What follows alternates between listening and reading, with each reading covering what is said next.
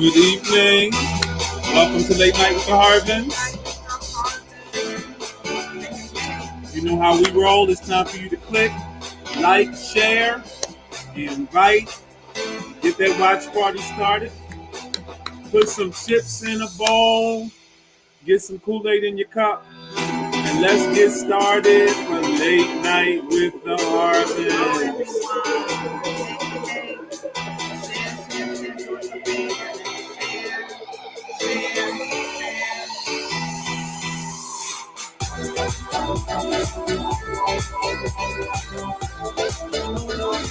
Put your name in the comments line so we'll know who's on with us for this Friday night, late night.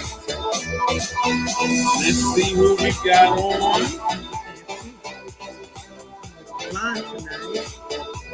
Who said tonight? Classes are fundamental. Well, good evening, everyone. Welcome to Late Night with the Harvins. Thank you so much for taking time out of your Friday night to share with us for a time of dialogue and discussion and laughter and some cutting up. Okay? Yes. So it is Friday night, September 18th. Wow. And we want to thank you for joining in with us. And I'm sure that each of you, just like us, are just learning of the transition of Supreme Court Justice Ruth Bader Ginsburg. And we all pause today with a sense of disappointment that the notorious RBG has gone to her eternal reward. But we are all grateful and celebrate, cherish the long legacy and the impactful life that she lived. And I just want to echo something I read just a few moments ago, that people of color and women and people who have found themselves on the other side of the tracks, we all need to brace ourselves for what may follow. Hopefully, we will see the pattern continue in this country. Just like President Obama was not allowed to put in place a Supreme Court justice after the death of Justice Scalia. Hopefully, we'll continue that pattern. And this 45th occupant of the Oval Office will not be afforded the opportunity to appoint a Supreme Court justice in the final 46 days of his occupancy of the Oval Office. You know, I dare not even insult you or myself suggesting leadership or anything else in that capacity, because we've seen none of the above. All right, so good to have Sister Sultana on with us, holding it down, Gift Nation ATL. And if you're on with us, just put some comments in the comment line so that I can know who's on with us tonight. And then we're going to go into our conversation for the evening. Good evening, Mother Henson. Good to have you. Mother Henson. Greetings to our family down in Durham. The Warrens are on. Shauna and Deacon the Coles are watching. Twanda Franklin is watching all the way. Twanda's watching all the way from our kitchen. Hey, Twanda. Glad you're on. And hey, Laquan Cole. What's going on? Glad that you're on. So tonight we're going to Shekinah Glory. Hi. Shekinah Glory's on. Okay. Is that Shekinah Glory, New Jersey? I can't tell. I don't have my glasses on. I can't tell. All right. Blessings to Bless you. If that's from Bishop Loretta's church, God bless you. Oh, my goodness. Bless you. Bless you. Bless you. The Zimmermans are on. Hey, Pamela. Power up to the Zimmermans. Yes. Thank God for you being on tonight. So tonight we're going to talk about how to make sure we have longevity in our marriages. We're going to talk tonight specifically about health and health crises and just some of the things we've discovered in our 30-year journey. And then the importance of living, laughing, and living longer. Loving, laughing, and living longer. That's what it is. Good. I like loving, laughing, and living longer. Let's say that again. loving, laughing, and living longer. Okay, Yes. so that's what we're going to talk about tonight. And let me just tell you how this conversation can be. At first, we were going to come on and talk about really what it means to be empty nesters. But then we realized that probably that is putting the cart before the horse. Hey, overseer Because one of the Curtis. that's kind of like putting the cart before the horse. Because one of the things that is really important is that if you want to live to see those years where you are an empty nester and want to enjoy those years, then there are things that every couple, every husband, every wife, every spouse needs to really just give attention to. Some things that, especially when we're younger, we overlook because we just think we have time. And if 2020 has not taught all of us anything, it should have taught us the importance of taking care of our health. And you want to take care of your health and develop healthy habits even now. Thank you. Oh, Bishop Michael in Tanzania. All right. Tanzania's in the Hey, our Tanzania family's in the house. Hello. Glad to have you, Karibu, Bishop Michael. Karibu. You are most welcome, sir. You are most welcome, sir. Hug the whole family for us. Yes. Hug the whole family. That just made my night. Made mine. Yes. So we want to just talk about that tonight, and that was born out of the fact that we just kind of ran into some people last week, just saying, talk about being an empty nester, and y'all look like y'all having so much fun and having so much excitement with the house being empty. And I'm gonna tell you, being an empty nester, it was something that you aspire to, but I want you to know, as far as I'm concerned, it happened a lot more quickly than I ever imagined. Super it was fast. Like we blinked and they were gone. Super fast. I mean, we blinked and they were gone. And at one time, I was almost in my feelings because I was like, well, maybe we didn't do a good job as parents because they wanted to run so hard to get out of here. And then they went so far. They went fast, and then they went far. And then we started noticing, even though they left quickly and they went great distances, they like to come home and stay good whiles, and they never like to leave. So I kind of got over my feelings. It took me a little longer. We did something wrong. Even college, they went away so fast, and then they went to college and they went so far away that for me, I did kind of take it a little personal. A little bit. I didn't take it personal. I mean, I don't take it personally now. Now I realize we were successful in raising independent, critical thinkers who were courageous and bold enough and just emboldened to just face the world and take the world by force and to, more importantly, live out their dreams and fulfill purpose. True. But then the flip side of that same coin is once the nest is empty, you got to ask yourself two questions: what do we have left? And that have left is about what you have left as a couple, and then also what you have left as an individual. Because you can't wait to turn that bedroom into an extended walk-in closet or meditation room. Right. There you go, that spa thing. A spa, a man cave. You can't wait to do all this conversion. Or a she shack. Go ahead.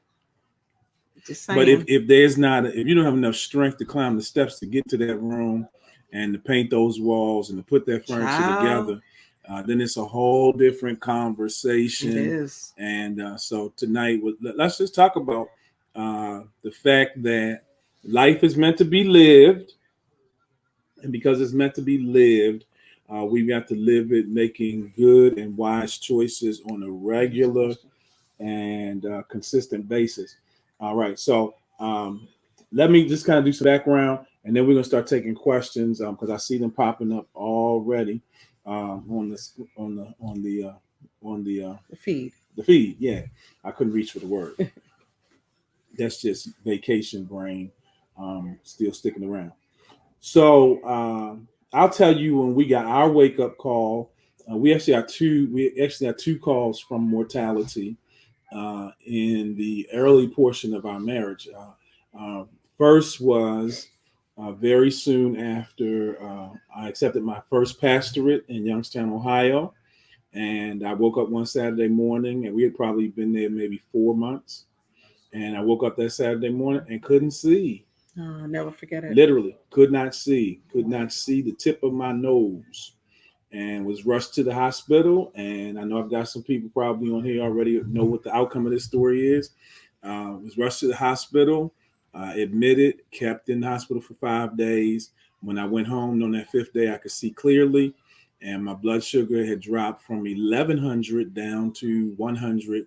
And there began the journey of first fighting with and then learning to successfully manage type 2 diabetes. Yeah. So that was early on in the relationship. And so then what was my Dr. Tolliver was my doctor, and he gave me some sound advice back then. I was 25, 26 years old, gave me some advice then that serves me well today as it related to not looking at diabetes as a death sentence, but as a mandate to live a healthier lifestyle. And most days do really, really well with it. Yep. Every now and then, the numbers spike a little bit, and you're just like, oh, that's what that did, eating at 10:30 and eating that donut when you should have just passed on and had some pecans. But anyway, boring pecans, yay to the Dunkin' Donuts. Anyway, and then we had that scare. That was very frightening. It was. It was really scary. At that time, Durant wasn't even one yet, and Daria was on her way. Right. Daria was in the oven cooking. And so I was a young husband, a brand new father, and then had just got that wake up call, and it was a sounding alarm to say, guess what? You can have all the plans that you want to.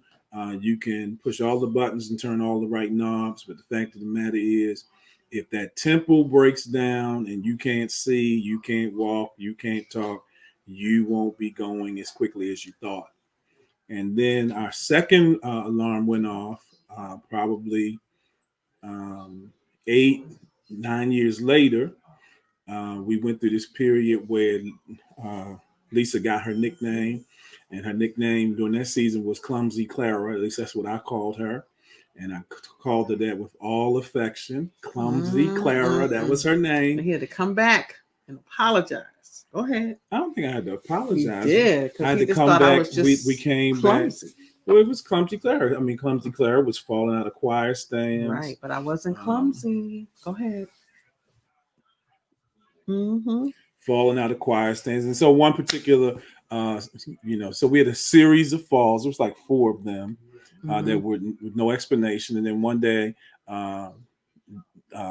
Durant, Daria, and I were going somewhere, and I packed them up in the truck, and we were backing out of our driveway. And 1 minute, Lisa was standing on the porch, smiling and waving at us as we went on our outing. And the next second, the door was sitting open, but there was no Lisa waving because Lisa was now in the bushes beside the front porch of the house. And therein began our circuitous route to discover a diagnosis of MS, and then a season of kind of dealing with that and moving and interceding and changing neurologists and trusting God and et cetera, et cetera. And now, again, not a death sentence, but just a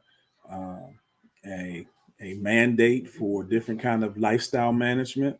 Right. And here we sit. What, now it's been 9 years since then? Oh, it's been longer than that. It was 2005. Okay. So 15 years since then. Yeah. And the goodness of God, and as he manifests through miracle and medicine, so much so that in most days, and I mean most days, out of a 365-day calendar year, probably 355 of those days, we live like God promised the children of Israel. That enemy is so far in that rearview mirror, you forgot that it was there. And then every now and then you get a little subtle reminder, but then we trust again in the miracle working power of God and his wisdom through medicine. And here she is today. They said she wouldn't work, wouldn't be able to talk and walk and all that kind of thing. And trust me when I tell you, she talks.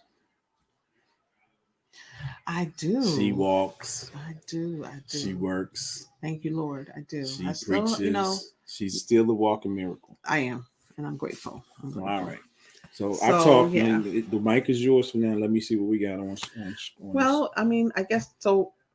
conversation tonight is just really about, being healthy and what happens when you're confronted with health challenges as a couple, and how that can change you, how that can shape you, and especially in this season, how much is it, I think this season right now, being empty nesters, the significance of 20 years ago when Durant was diagnosed with diabetes is really, I mean, how we manage those 20 years shapes what our empty nest life is like right now. I mean, so I'm grateful that, we took it serious, that he took it serious, that he changed his lifestyle, which he did. During this whole season, back then, we were overweight, just I'm not still really overweight. right, but at least now, Not as much though. but we weren't thinking about, at least I wasn't really thinking about what that meant in the long term. As a middle life, when I got to my middle age, what back in my 20s, what my weight was like, what my lifestyle was like, what my eating habits were like, how that was really going to affect my 50s. I really wasn't thinking that way. Um, but I think the diabetes diagnosis, because I feel like we were diagnosed with diabetes, even though it was just his body, it went through our home. And so, it affected our, our life. It affected our livelihood. It affected um, our lifestyle choices. We had to change everything. And so he went on this regimen and he lost all this weight just getting on a diabetic diet. And that helped me to be a little more focused as well.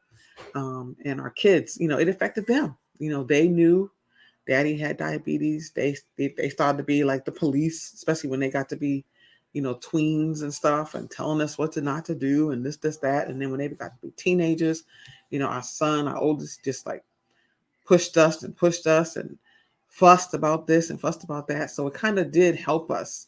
And it did impact our whole family. When I was diagnosed with MS, multiple sclerosis, our whole family was diagnosed. It changed our whole family life, and the tone in the home changed. Everything changed.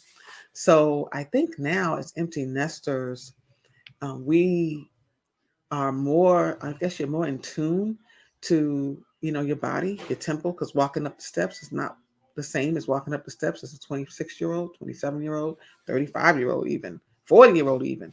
It changes. Watch Your it.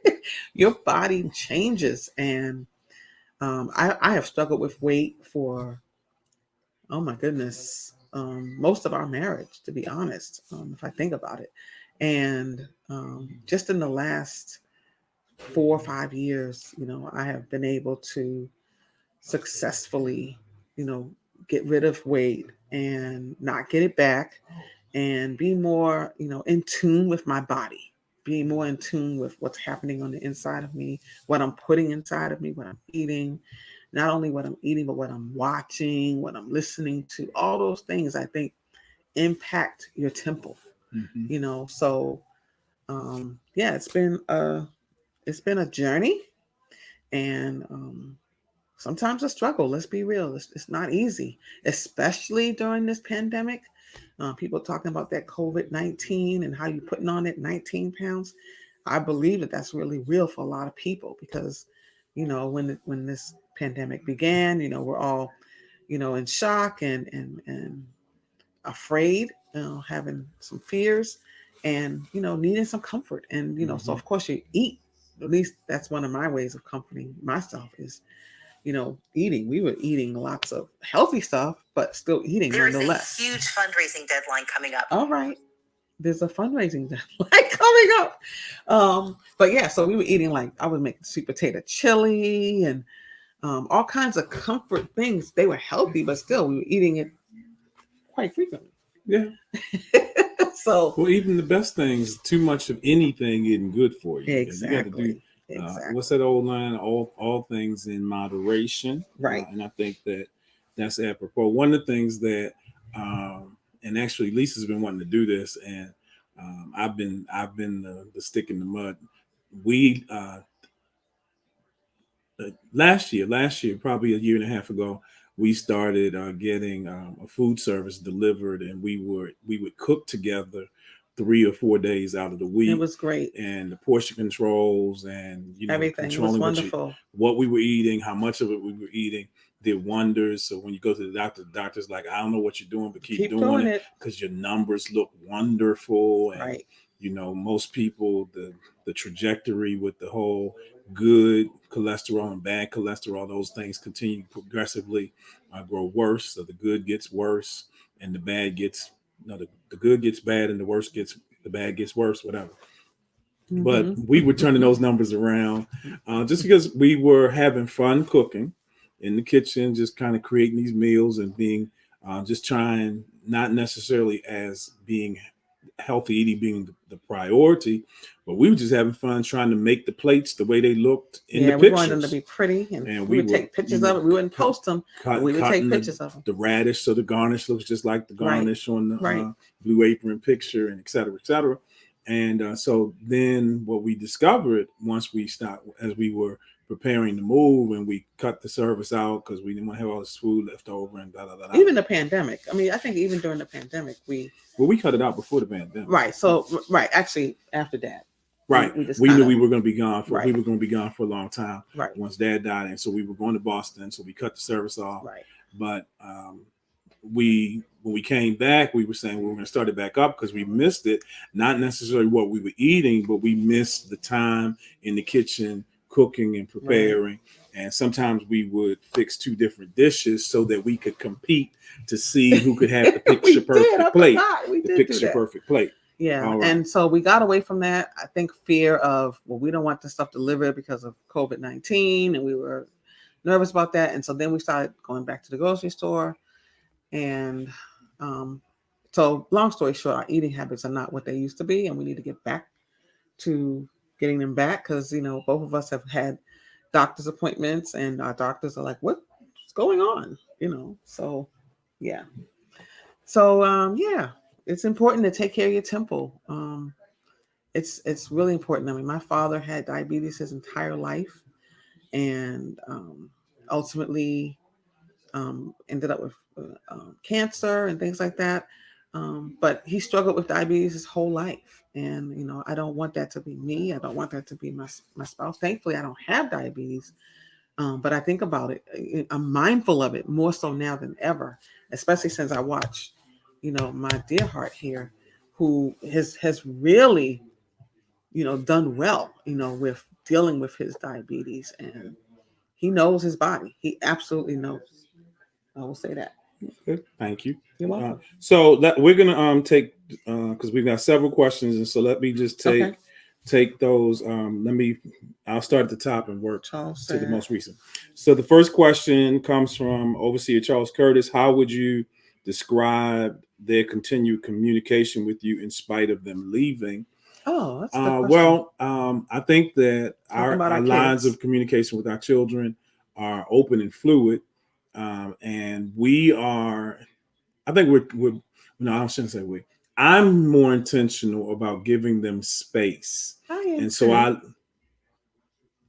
I am. I wish they were on tonight so I could let them answer that part. I'm more intentional about giving them space, and what I mean by that is I'm not calling them every 36, 48 hours. I try to make it a point to check in with them once a week to make sure all is well. Sometimes and seasonally, we'll talk more often than normal.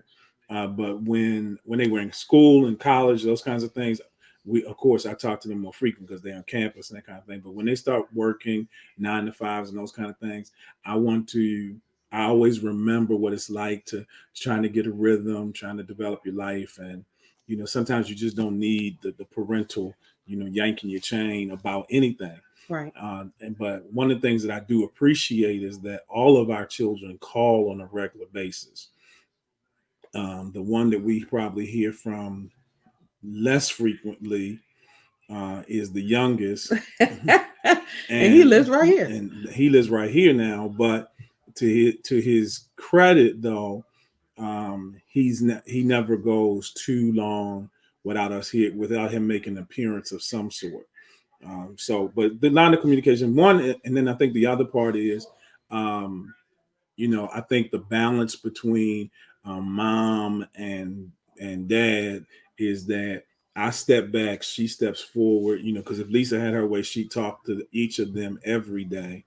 But That's not true. that doesn't fly well. That doesn't fly I well. wouldn't though, honestly. But in very clear points, it's just respecting that their maturation is an ongoing process, Right. and if the relationship is good and transparent anyway, they're going to seek you out for advice, wisdom, direction, bounce some stuff off of you, Right.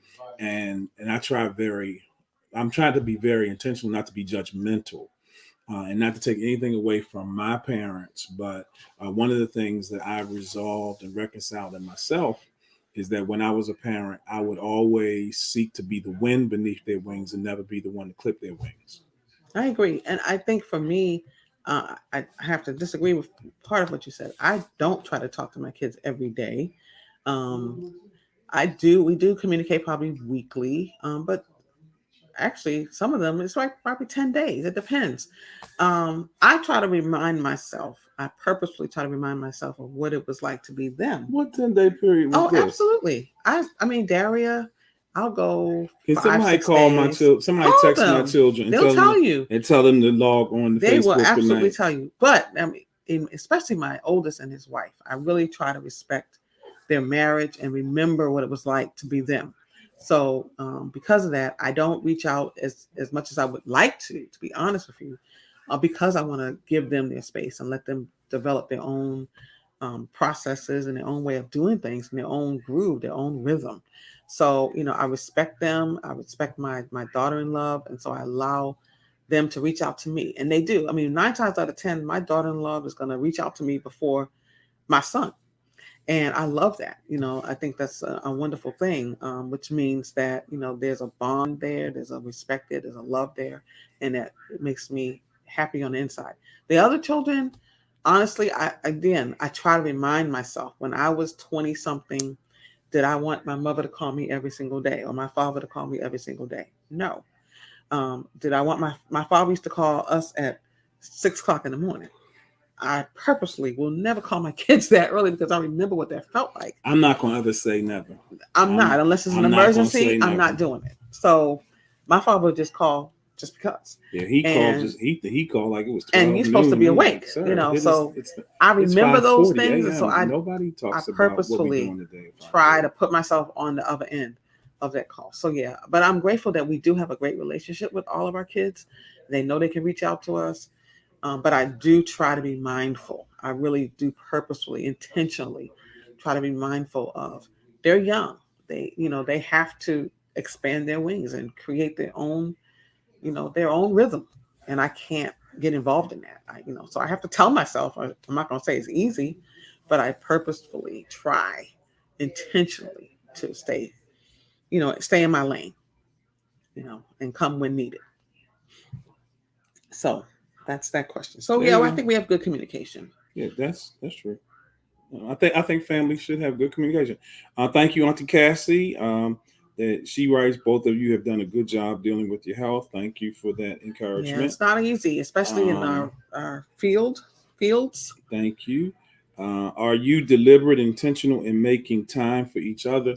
I want to back into that question from the vantage point of I think that we were more intentional about doing it when we were still, you know, the family with the kids at home. We were very intentional about it then. But I will tell you that once you become empty nesters, that is not like a priority because it's by default your experience. It's just who you are. Nobody else is in the house with you. And I think that we're probably more intentional now about respecting each Each other's other's space. space, right? We're more intentional about Yeah, respecting each other's space. yeah. Lisa's very um, um, Clingy. clingy and I can say it. talkative, and Yes, and I get on his nerves a lot of um, times. and I'm on the other hand, He's quiet. and nobody believes this when I tell. So I've stopped saying it, but my truth is I am at my core an introvert. Yes. I am a loner, and I am in paradise in my In office silence. in silence. Lisa comes. She came home the other night from getting her hair braided, and the house was quiet. There wasn't music playing, TV on, or anything else. But it was me, my God, and books. And I was happy, glad. And if I could have a book and not even turn on the lights, I'd be good. But since you got to have lights to read, we turn the lights on. And so I think that, but by that same token, while I can see how the trend has changed over the years, we are very intentional about spending time together and knowing when too much time has gone by. Right. And we are absolutely fortunate that we connected about 10 years ago with other couples who are at similar stages in life, and so we do things as a group of couples. We do Right. things with one or two other couples, and we're very intentional about doing things that aren't necessarily pack up and go halfway around the world, but to have, like Lisa and I, we we'll go looking at houses, and we'll walk through open houses. This is pre-pandemic. We'll walk through open houses, and nobody's none the wiser that we're not buying this $7 million house, but we'll sure enough walk through it, Like we're and supposed to be there too. because we are supposed to be there, and Absolutely. we'll walk through, and we know all the lingo, and we know all the finishes, and it's very few times we walk in and see stuff that we haven't seen before, and so we're able to have conversations. And people are like, so where do you live now? And so,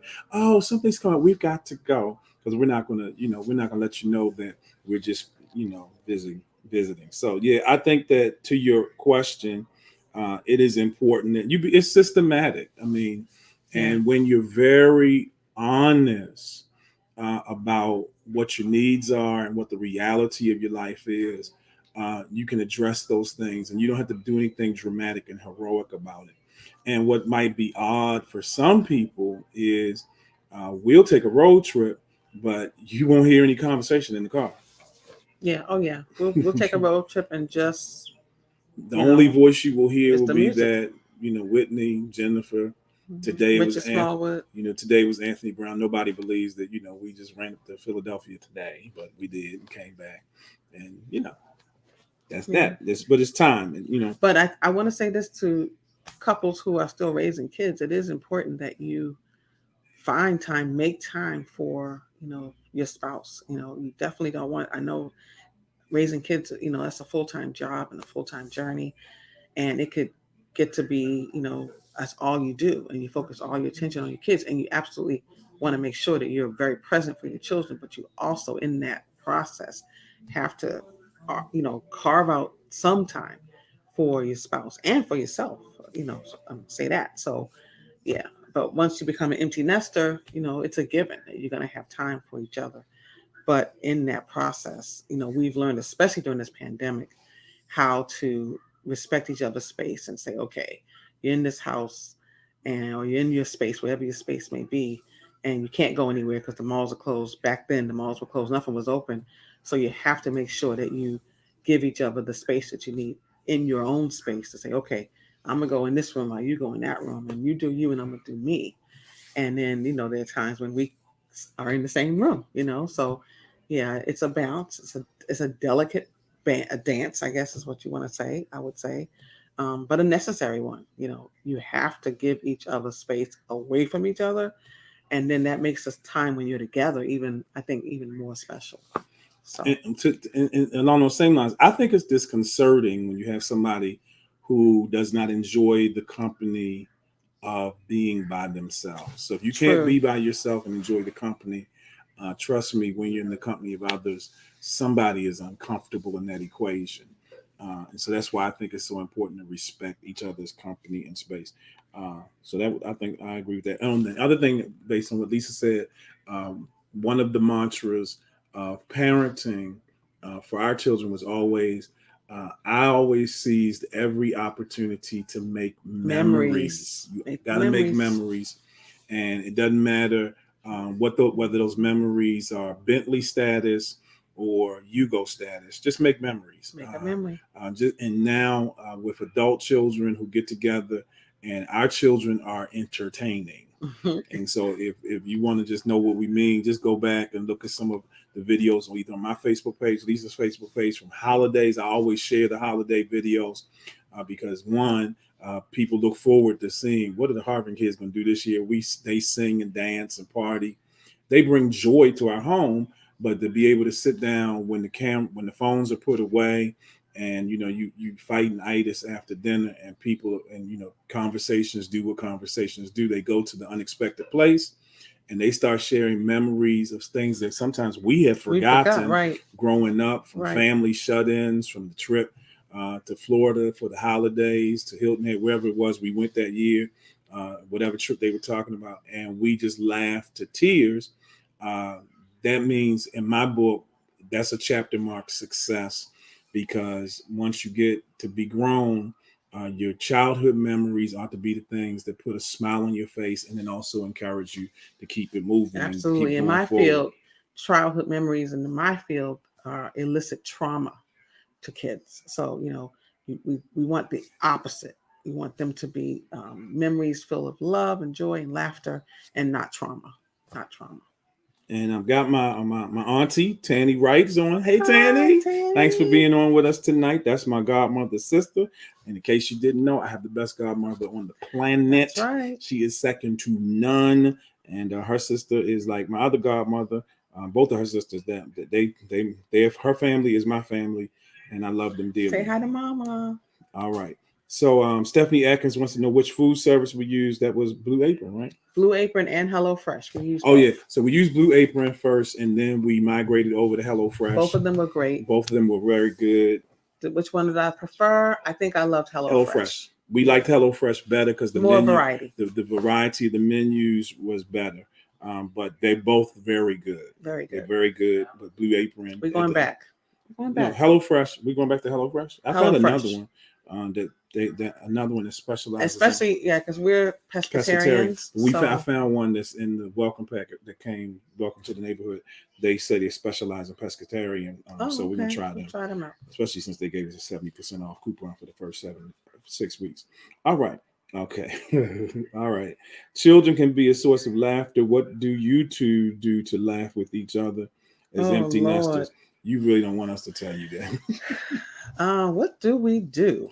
Well, I can tell you what we did earlier in the pandemic. We stayed up one night till 4 a.m.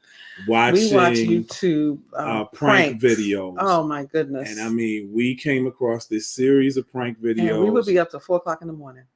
And that night, I know the neighbors thought they were going to call the police because we were screaming, laughing. My stomach hurt so bad. I laughed so hard I fell out of the bed. It was crazy. So we love watching prank videos, listening to prank calls.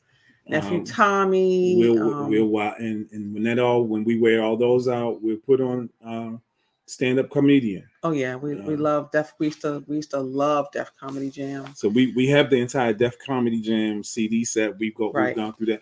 And my favorite go-to when all else fails, we go back to the original Whoopi Goldberg, Round the World. That's all I'm gonna start. That's all I was gonna say. You can't say the word. And then she plays all those different characters. No, we loved all those. If you want to laugh, watch that original Whoopi Goldberg. Back in the day, the Queen of Comedy, Kings of Comedy, all those. That's laughter. That's our medicine, and that's what we do still to this day. I mean, we love watching pranks. Our friends had us watching a video of Black families going through a drive-through. What is it? Drive-through safari or whatever it's called. When the people went through the drive-through zoo. It's hilarious. That was hilarious because the giraffe, whatever the animal was, licked trying his to get tongue. in the car. Oh, it was crazy. So we just love to laugh. So that's hilarious. So that's how we laugh. And then if push comes to shove, we can find laughter in some of the most unexpected Bishop places. Harvin Durant Harvin. Hey, don't do it. Don't do it. Don't do it. Don't do that. Don't do that. We're prank queen, king and queen. Don't do that. Okay. Don't do that. All right. So, amen. So Shelly, that's actually, Shelly said, my children are home, but I never see them because of their schedule clashes. That Wow. means somebody has a job Thank God for and that. people working in 2020. That those are good problems. Great Amen. problems. So, but Great now what I problems. would encourage you to do, and this is what gave birth to what we call family shut-ins back in the day. If the normal routine and schedule of life doesn't allow for you to have time, you have to do what our Creator did, and that is make time.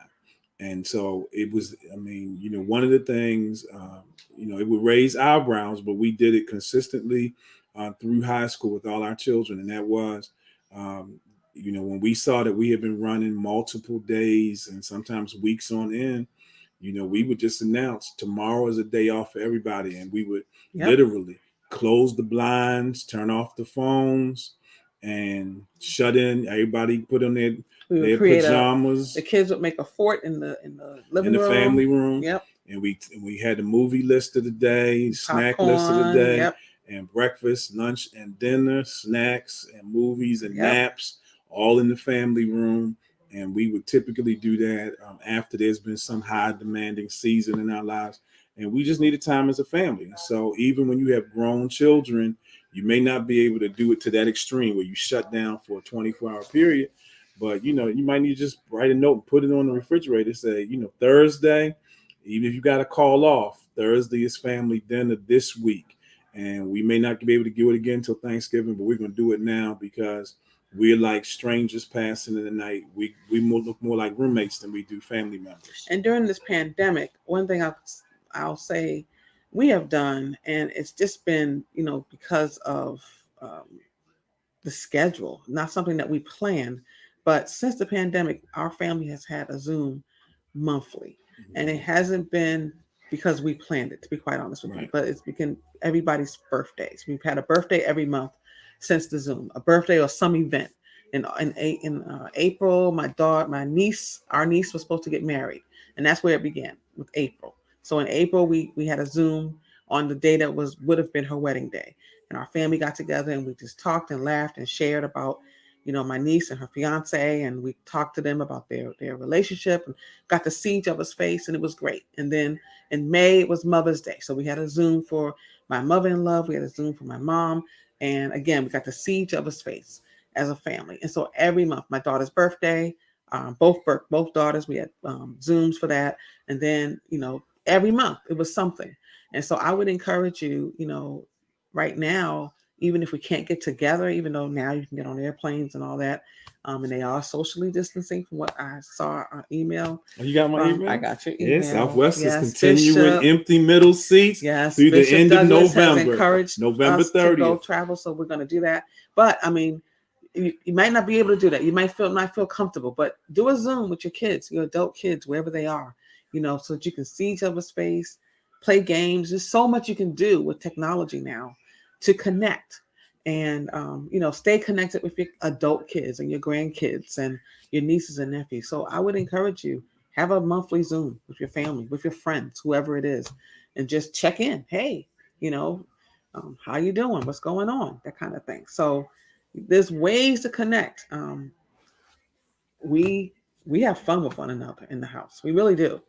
Um, so I would encourage you to do the same. I encourage you to do that. Any other Mm-hmm. questions on there? No other questions. Think we got. Okay. Shelly said thanks. Twan said I like that idea. Yay, Twanda. Um, Stephanie And Atkins said there, thank you. Jeff, we're always here for you. yeah. Tyrone, thank you so much. We are joy. You are joy as well. All right. Any other questions?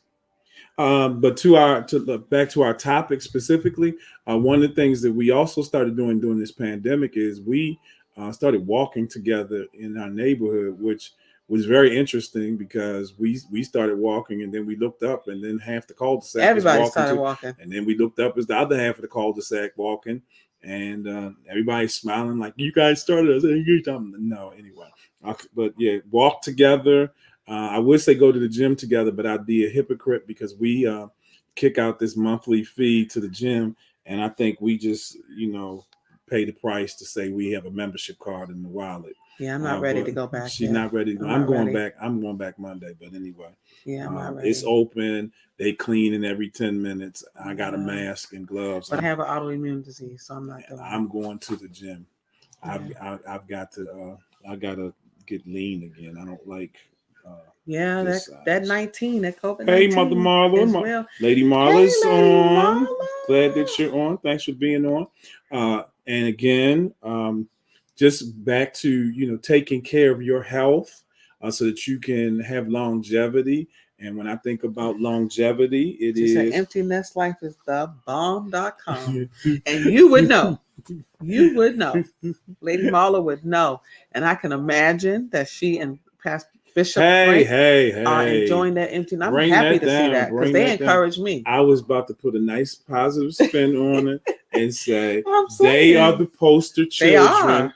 of what it means to take care of your health, Yes, they to are. meet health crises, Yep. so Head that on. when the empty nest season comes You can enjoy it. and those golden years come into place, you are healthy and strong enough to thrive and enjoy them. I believe the Reeds really a poster children for that. Yep. And so, Lady Marla, you came in as a wonderful example.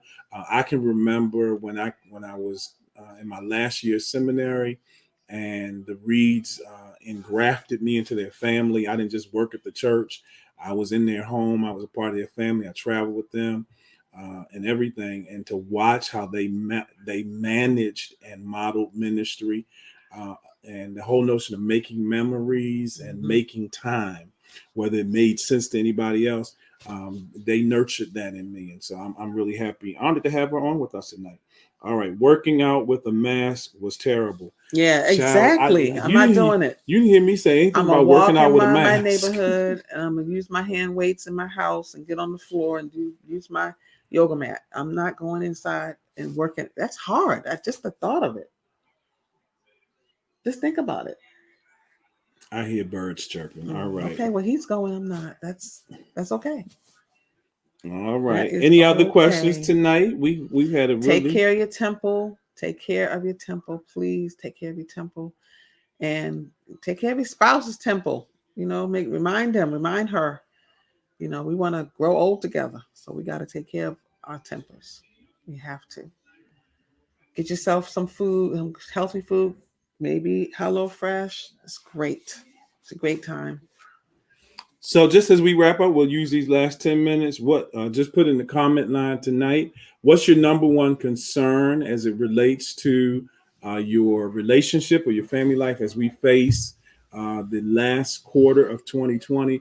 What's your number one concern that in these remaining moments we can maybe speak to, or if not speak to them in these final moments, keep them on our list of conversation topics as we prepare to look at the episodes for the remainder of this season, Coming to the this last quarter.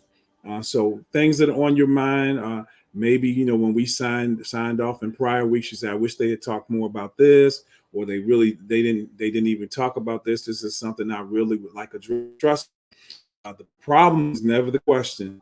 The place of concern is always the answer. Right. And so if you have anything that you like us to address, just let us know in the comment line tonight.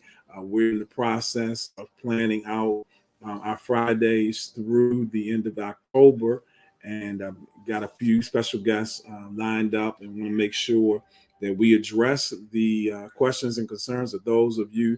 Many of you are on with us every time we broadcast. As you know, our family from Tanzania is on with us again tonight, and we get calls from across the country from the rebroadcast and like, and so we're grateful for that, and we want to continue to be transparent and also be of encouragement to those who are either before us or with us or behind us on this journey of loving and living and laughing so that we can live longer together. Anything else? All right, I'm checking these comments. I'm One thing I scrolling think up. that we might want to talk about is like mental health, depression, things like I that. thought we talked about No, that. we really didn't. No, we really didn't. We really didn't. I don't think Okay. so. So I mean, Maybe that's a that's my real that's mental a real health issue. it's a real issue, especially during this pandemic. This year has been such a hard year that I think that's something we might want to talk about. Mental health and maintaining your mental health. So, yeah, either you must be typing in the comment lines. It's taking you a long time to get it in. So I'll say this as we approach the conclusion of tonight's broadcast. I do want to encourage you to make voting a thing. Make that a thing for your family. Make that a thing. Make that a thing this year. Make voting a thing for your family. Make it a thing. What do I mean by that? Maybe agree that everybody's going to go vote together. And if y'all don't all live in the same area, uh, say go vote early, and we're gonna have election day breakfast at the house. And of course, keep the group down to 10 and under, and make sure you doing all your due diligence to make sure that they're not showing signs of symptoms and haven't been around people who have tested positive. And I get asked these same 5 questions every day, but I can't remember right now. But make election day a thing. Please. We have to vote as if our lives depend on it. The future of our families are at stake, because guess what? Our They lives are. depend on it, and the Yes. future of our families Is are at at stake. stake. Yeah. So we want to make voting this year a thing. Please.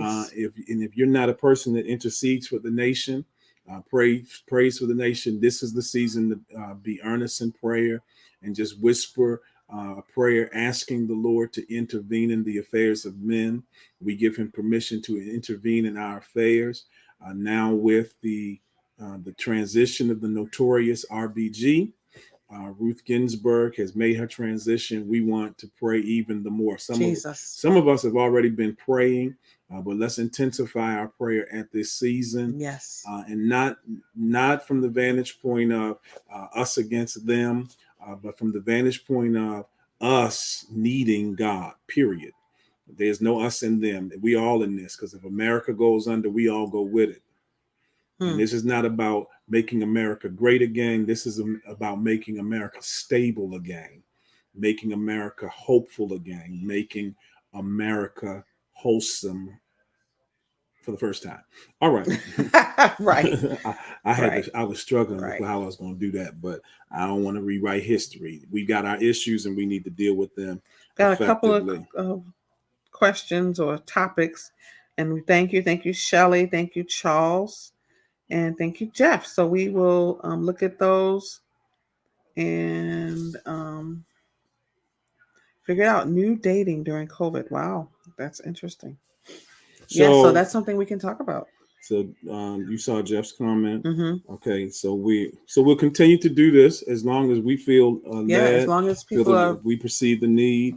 Because I think sometimes what you just said is that it helps people just to know that you're not You're not alone alone, dealing and facing what you right? You're face. not crazy, Um, and right? and in many ways, I know that we're living out what Scripture says.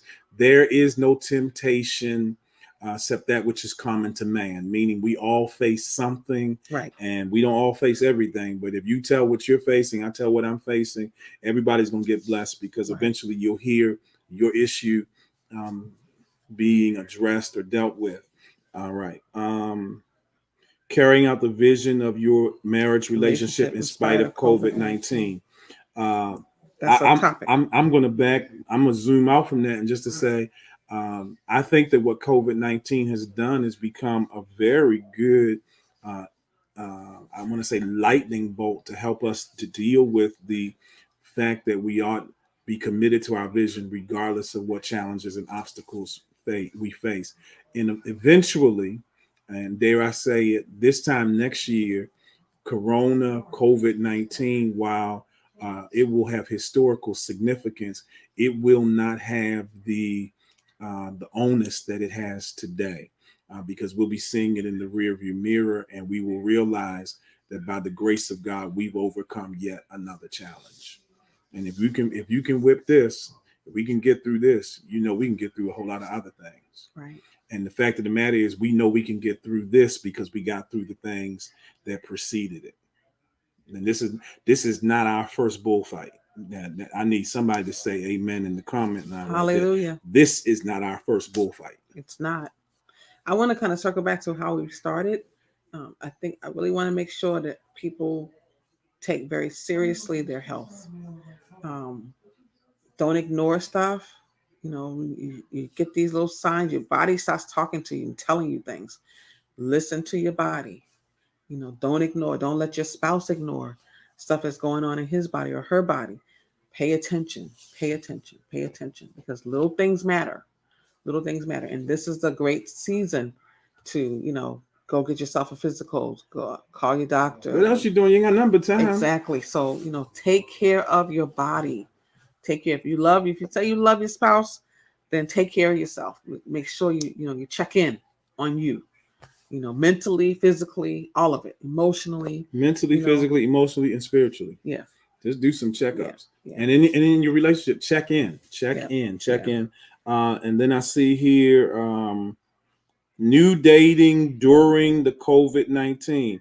Now, I think just to be very honest and forthright, Shelly, about that.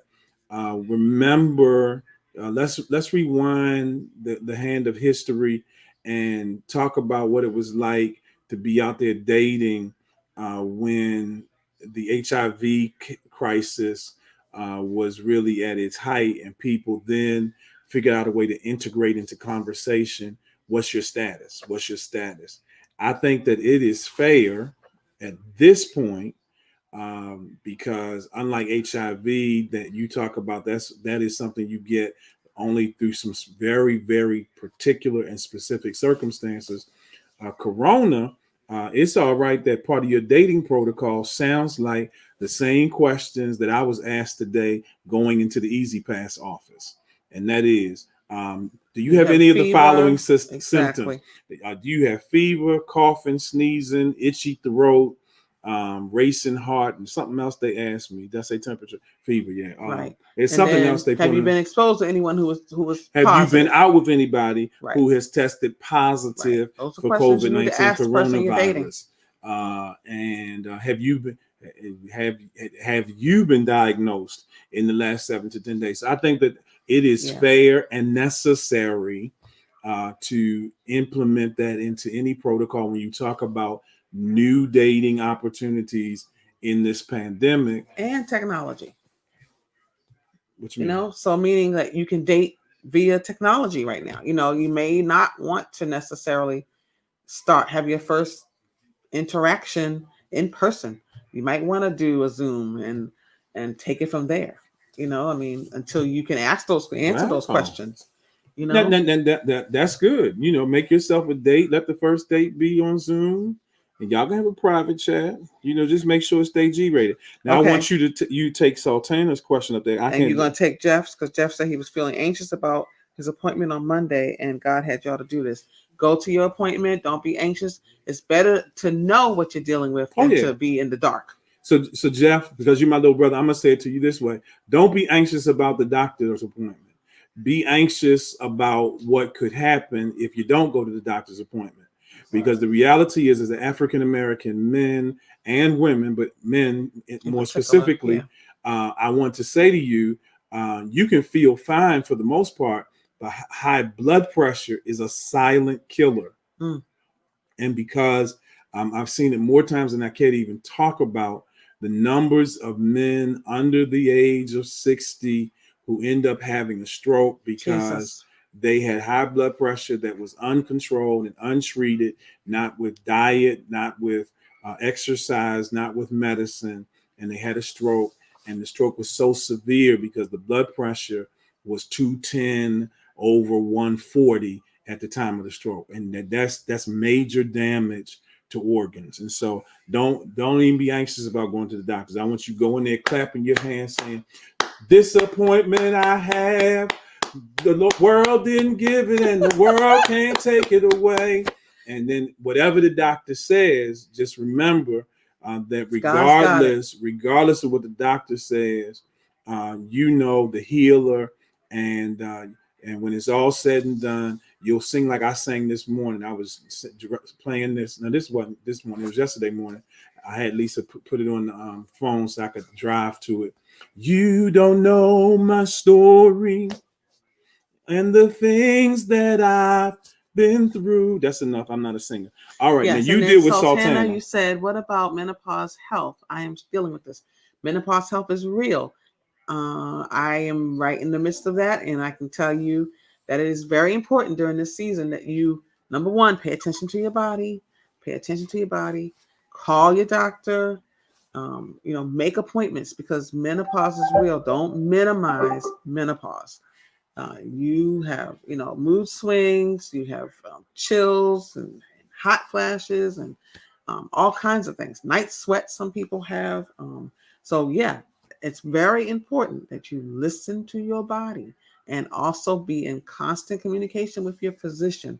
Please don't try to be home trying to manage your own health without talking to, someone who specializes in this. So call your doctor. Call your doctor. Take your medication when they prescribe your medication. Take the medication. But yeah, menopause is a real thing, and if you don't handle it, it will handle you. So, the best way to handle it is to call your doctor, inform yourself, be educated about menopause and what it means to you specifically, because it looks different on every female. So it's important that you and learn how it's impacting you and then how to proceed. Absolutely. So don't deal with it alone, Sultana. Call your doctor. Tell the truth. Be honest. That's a word for all of us. Don't be out here practicing medicine that you've never studied. Absolutely. All right. So all this self-diagnosis and all this self-medicating. And I'm all for holistic, but holistic, I think you need to go to your doctor first, hear what they have to say, get their advice, and then you can add some holistic things to it. Well, when you say holistic medicine, there are people who are trained just true. as much That's as true. Traditional medicine, and in some instances more so. You remember Dr. Well, Ian? when I say holistic, Dr. Ian hits stuff on the mark right, that the regular standard traditional doctor missed. But some holistic, but I'm not some talking people about just that. do, their own. I'm talking about don't be Googling your symptoms. That's what I mean. And writing your own prescriptions. Right. Because don't do that. if you knew all that well, you wouldn't be in this situation, Jen. So don't. The Bible says it's a foolish person that does not seek wisdom with their circumstance. All right. Thank God. I'm taking my touch thermometer. Yes, take your thermometer on your date. We live in that season. Take your thermometer. Absolutely. Shelley, Bishop, I am not a member of your church. Shelley, I am What's so that mad say? at you. Bishop, I'm not a member of your church. Just follow you online, but wanted to thank you for many Sundays I logged on to Periscope to be in your service. I do have a pastor in Washington, D.C. Love to hear you pray. Bless you, Sister Marilyn. We appreciate you. We're on the same team. Jesus is Lord. And one day when we all get to heaven, what a day it'll be. What a day of rejoicing it will be. Annette Middleton Soto, you're right. Monitor your mental well-being. We're going to have a show about that. Just your mental health. The co-pastor then said we having a show on mental health. We have to. Well, beloved, it's that time. Cue the music. It's time to say goodnight. Thank you so much for being with us on Late Night with the Harvins. Remember, our aim is to love, to live, to love, to laugh, and live longer. Yes. Amen. Do that. And remember, you're going to live, you're going to love, you're going to laugh, and you're going to do all of that if you vote. Vote. We got to keep that up before you. We got to vote. We've got to vote. This is the hour that we make a difference. Yes. Stand with your community, and let's make a difference. Please. We are too great of a nation to be told that we're not great by someone who doesn't understand what greatness is. All right, that's my soapbox for the night. Thank you so much for being with us at Late Night with the Harvins. Have an amazing weekend.